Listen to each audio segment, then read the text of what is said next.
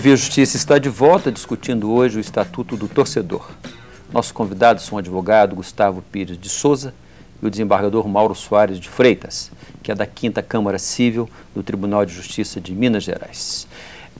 Nós entrevistamos também o doutor Rodrigo Pires Diniz, secretário-geral da Federação Mineira de Futebol, que nos fala sobre a posição da entidade a respeito das mudanças determinadas pelo Estatuto. Acompanhe. Essas novidades só tendem a ajudar a federação, né? E também os clubes.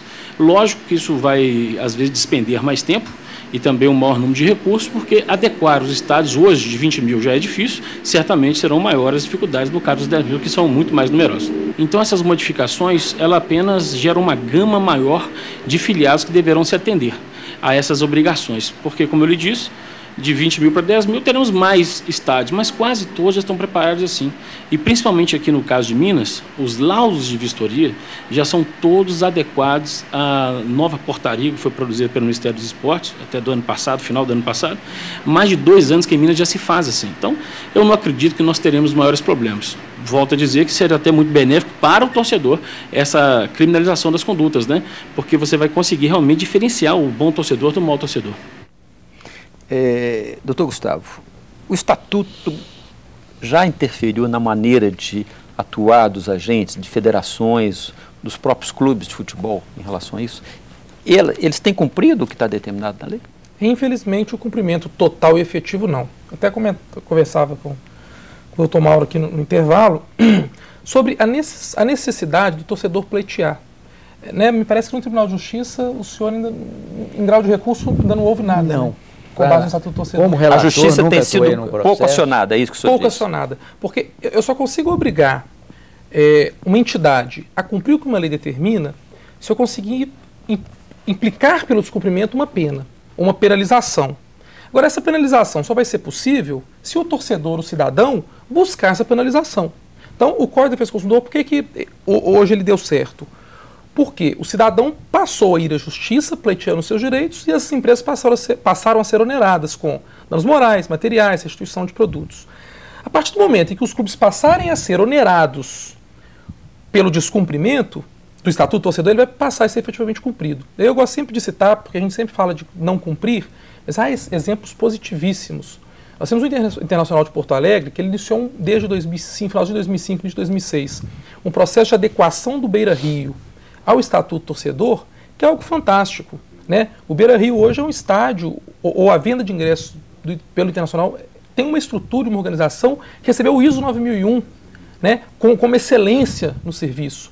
E isso, querendo ou não, coincidência ou não, teve como consequência a conquista de títulos. De 2006 para cá, o Internacional ganhou tudo que disputou praticamente, foi campeão do mundo, campeão da Libertadores. Quer dizer, isso está dentro de todo um conjunto de ações. Eu entendo que é um conjunto. Se eu trato o meu torcedor, que é o meu consumidor, a quem paga pelo meu espetáculo, a quem mantém os meus jogadores, se eu o trato com carinho, ele vai também me tratar com carinho, ele vai me dar apoio, ele vai participar e, via de consequência, eu vou poder montar uma bela equipe e vou ter estrutura para ser campeão.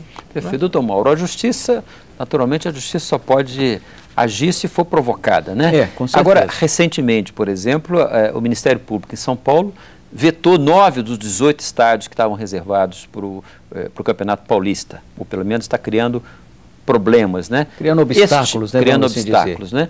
Esse tipo de ação ajudaria, vamos dizer, na aplicação do Estatuto? Com toda certeza, porque o Ministério Público é órgão de fiscalização, né? Ele tem essa atribuição legal de exercer a fiscalização.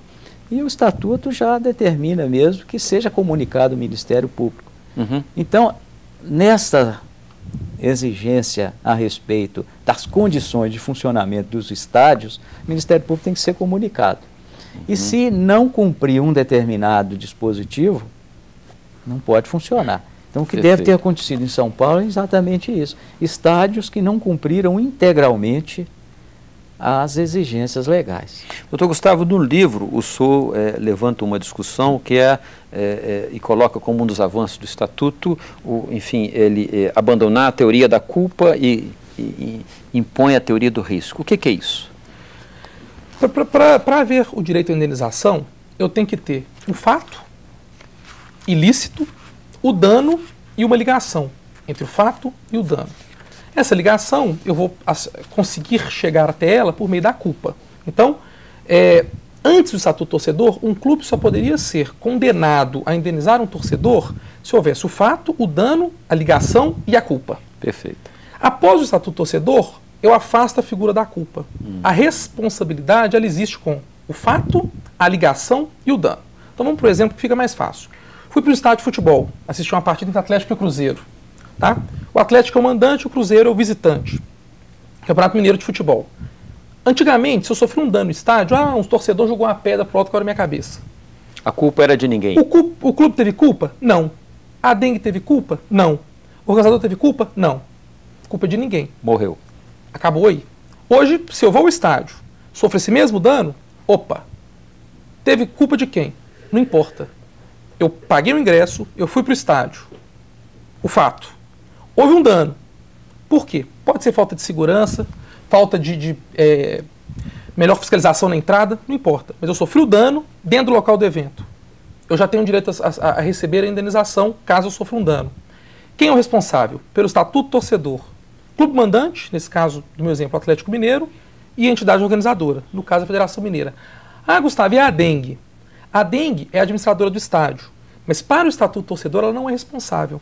Eu afasto a figura da dengue.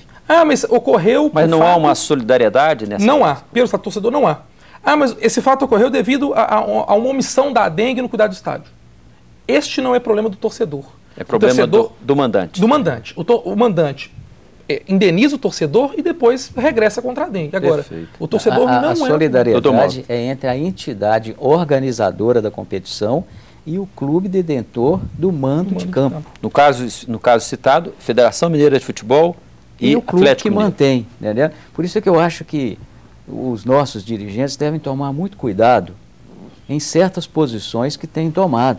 Essa posição mesmo do Clube Atlético Mineiro de trocar as torcidas, isso gera uma responsabilidade para ele que ele não está imaginando. Porque todo e qualquer agressão, igual foi citado no exemplo, será a responsabilidade do Clube Atlético Mineiro. Então, né, no caso do exemplo citado, vamos aos casos lá de Curitiba, entendeu? Então, lá em Curitiba, houve aquele tumulto, agressões, prejuízos. Quem vai ser responsável solidariamente? O clube Curitiba, e a federação. Que mantém o mando de campo, e a federação. A CBF, né? A CBF, por ser uma competição nacional. E tem um detalhe interessante nessa história até do dirigente. Que o Rapidíssimo. Sim. Vamos lá. É que o dirigente, ele pode ser responsabilizado pessoalmente pelo dano ao torcedor. Então, eu posso, inclusive, ter aí a teoria da desconsideração da personalidade jurídica, da pessoa jurídica do clube ou da entidade, e o dirigente pode ser responsabilizado. Quem é o dirigente?